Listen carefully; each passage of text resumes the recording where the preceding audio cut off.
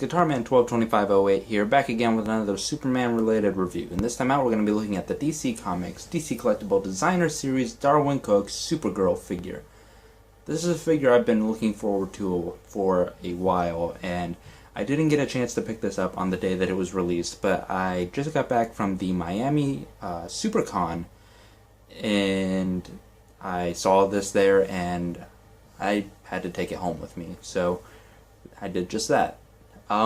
This is obviously based on the art of Darwyn Cooke. Rest in peace. He was an amazing artist, and the comic industry lost a true talent. So it's a little sad that this came out right after his passing. So let's take a look at the packaging real quick. Alright, so on the front we have this display window, DC Comics Designer Series Darwyn Cooke. It's number 2 in the series. Back we have the rest of the figures in the series, which is a Batman, Harley Quinn. It says that the figure is designed by Jonathan Matthews, designed and sculpted by.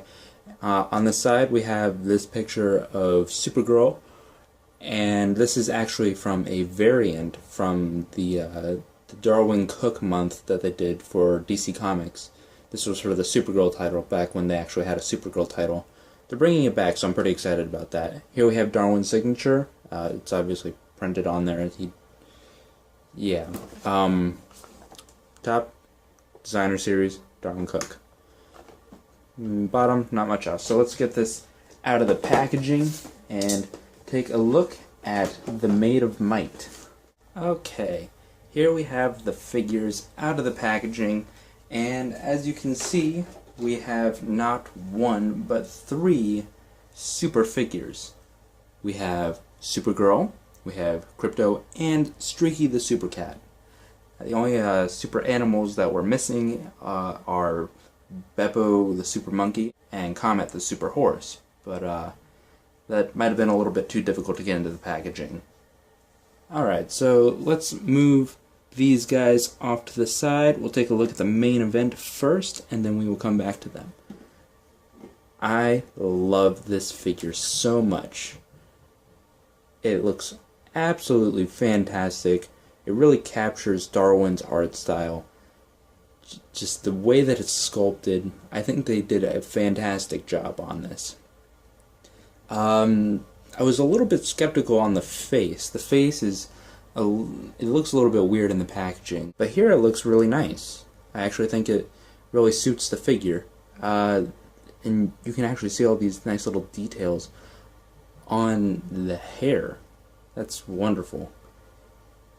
You can see that the S shield is kind of just etched in there, I guess. Then you can see all these nice creases in the skirt. I really love how it just flows. This cape is really thin, flexible, rubbery material, which is really unlike all the other capes that I've really come across. I think that's really nice. The belt is really cool, and the boots are really well designed too. You can actually see right here, there's a little bit of creasing where the boots would crease where her ankles meet, which is really nice. At the bottom she does have peg holes.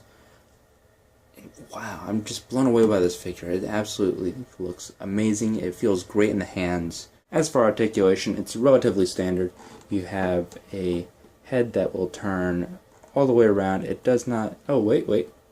No, that does not bend, or it does not move forward or backward. So that's fine. The arms, they can go all the way up and around. They do go out just about that much, which is fine. You have a bend at the elbow. You have rotation at the wrist. Legs can kick up about this much, and they can go back that much. You have pretty decent bend at the knee, and you do not get any kind of articulation for the ankles. So I wasn't expecting too much articulation out of this. I figured this is just going to be more of a figure that you kind of just proudly display on your shelf. So let's move her out of the way for a second and take a look at the Super Pets.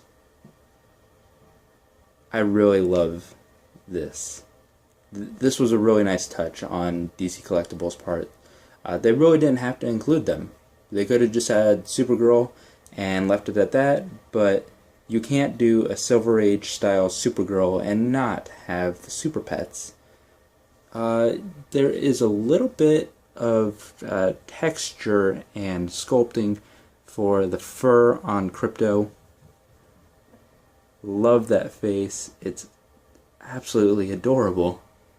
You can see a little pentagonal shaped dog tag right here. As for articulation for this Krypto, his legs will go forward that much and that far back, as if he is flying, and they will rest like a normal dog. That's not how a dog sits, so I was hoping to see if I could get him to sit. Alright. Let's put Krypto over here, and let's take a look at Streaky. This is the more simple of the figures. There isn't really a lot to it, actually. It's just a brown cat, which is fine. The legs also go forward and backward to simulate flying, and they go backwards to make the cat stand. You can see some detailing on the face, not too much, but this is a smaller figure than Krypto is, and definitely a smaller figure than Supergirl. And I think the scaling on these is actually really nicely done. Again, the sculpting on the cape is fantastic. It's just so, well, for a lack of a better word, dynamic, or at least for a super pet. And that's true here, even on this Krypto cape. That's really cool. The tails do not move, so you don't want to mess with that, and their heads do not move at all. Isn't they cute?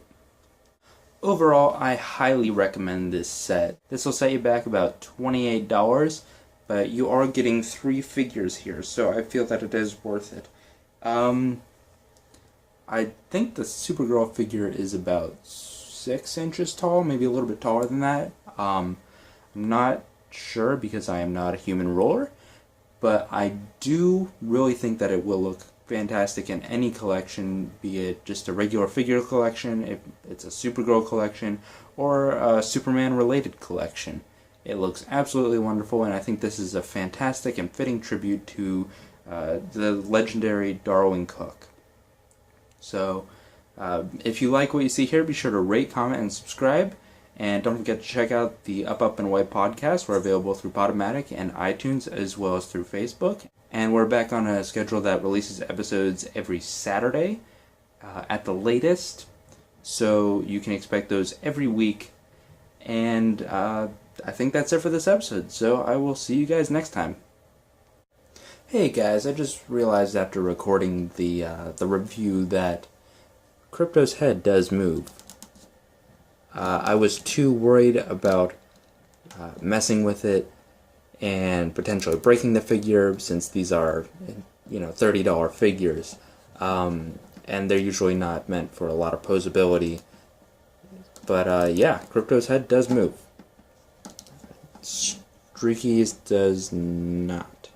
It's solid.